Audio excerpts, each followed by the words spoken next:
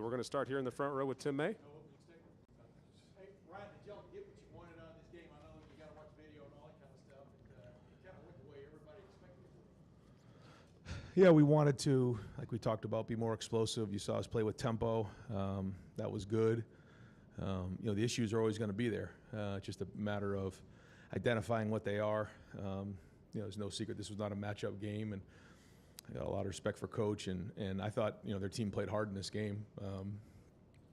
They were outmatched, talent-wise for sure, and I think he expressed that. But I give them a lot of respect for playing hard and playing for 4 quarters all the way to the end.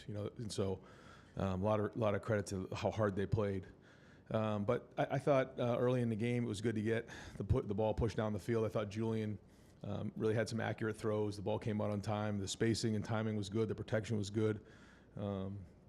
Good to see the defense get some turnovers because that was an emphasis point for us to attack the ball. So we'll take a look at the film, and we've still got a lot of work to do. We're in a race to get better, and that's it. So, but I do think coming out of it, there was a lot of good things coming off of last week. Just, it was heavy, big groupings and running and huddling. This was a little bit more spread out and tempo, which it's good to know that we can do both. Spencer Holbrook.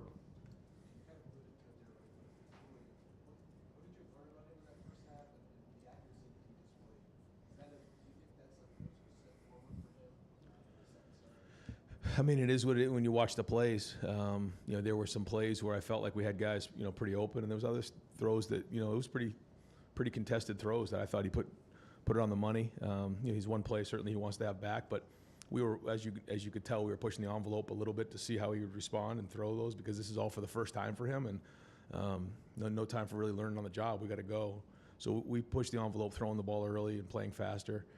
So we'll look at it, but you watch it. You watch how quick the ball comes out of his hand, and you watch how accurate. Those are all positives for him. Austin Ward. Ryan, I realize this might be too open-ended for you since you haven't seen the film yet. As you leave here tonight, is there someone that you got in the game today that didn't last week that you thought flashed just top of mind? I think there was a lot of guys that got in there on defense. Riley Pettijohn seemed to pop for sure. That was a big play in the backfield, which was great. Aaron Scott drove on a ball. I know they overturned it, but that was still a great play. You have to look and watch the film some more on offense. It was good to see some of the tight ends get in there, but also see the young running backs run. I thought Bo and Isaiah both ran hard, and it was good to see them, break some tackles and get some positive runs out there. And it was also good, to get Lincoln out there. I thought he looked good out there. He looked poised. He made some nice throws, made a couple runs. And Bryson Rogers made a couple nice plays, I thought, catching the ball and hanging on to it, which was great. Milan had a nice catch. So it was good to see a lot of those guys get on the field. And there'll be a lot of things that, the coaches will look to improve. But they deserve a chance to play, and it's good to get them out there. And the more depth we can build, as we know, it's going to be important. It's a long run this season. Real quick, before we go to the next question, Jeremiah Smith is going to be in the back here. Dylan Davis, go ahead. Ryan, I know in the moment you probably didn't want to, I know you didn't want to see it, but as you look back on it now, that pick that Julian threw, is there a part of you that's glad that it happened just to see how he responds to things like that, to continue to build on the poise that he showed in week 1? Yeah, you never want to see an interception, but it's good to have some of these learning moments to understand, just how it all works. And when you can get some of these first-time things, behind you, it is good. But that's it. No more interceptions. Not allowed. All right, we're going to go to the left side here. Bill Rabinowitz and then Cameron Teague Robinson. Again, the competition wasn't what it was last week, but the defense to have a shutout. What did you learn about the defense today? What were your impressions of how it played? Well, it was good to get our some of our depth in there. And when you put depth in, sometimes you expect a significant drop off, and that didn't happen, and that was a good sign. Cameron Teague Robinson and then Rob Aller after that. Ryan, obviously, kind of like Bill said, you weren't playing the Texas defensive line, but you saw some good runs from James and CJ when they were in there. I know you tried to throw the ball a little more in that first half than maybe you would have, but what did you see from those two in the run game that maybe you didn't see a week ago?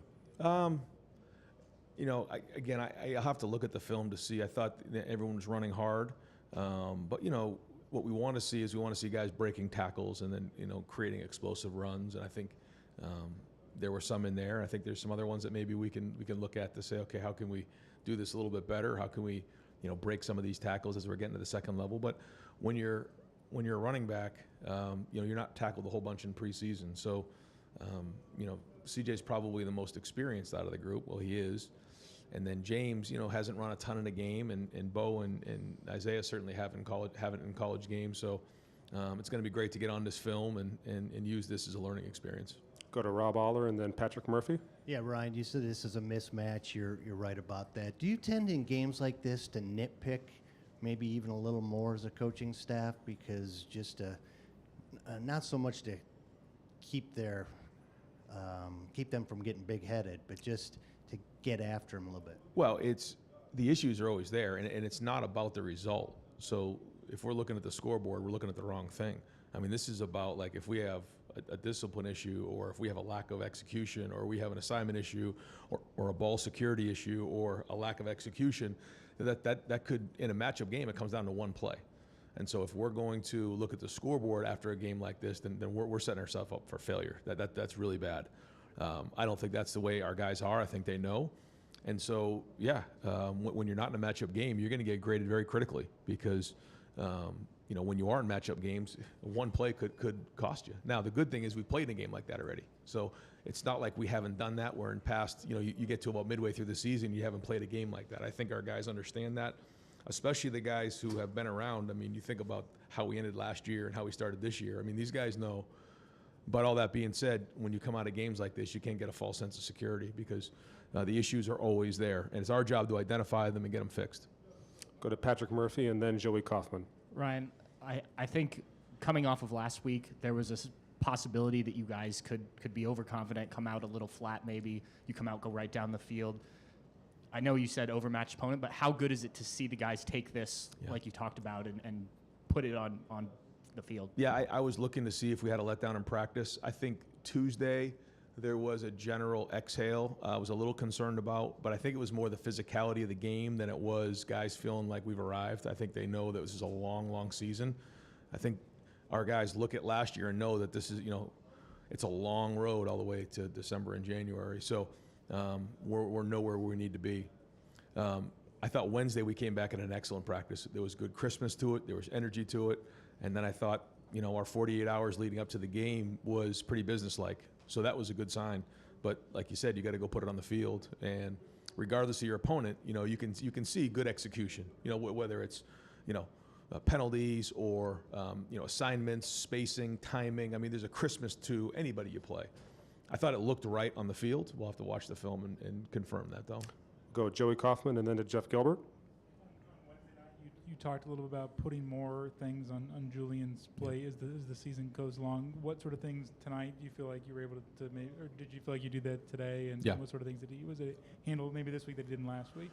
Yeah, you saw a lot more RPOs. You saw a lot of the things coming out of his hand. We actually started to drive. I think maybe we were inside the 10, 20-yard line where we took a shot early and hit it.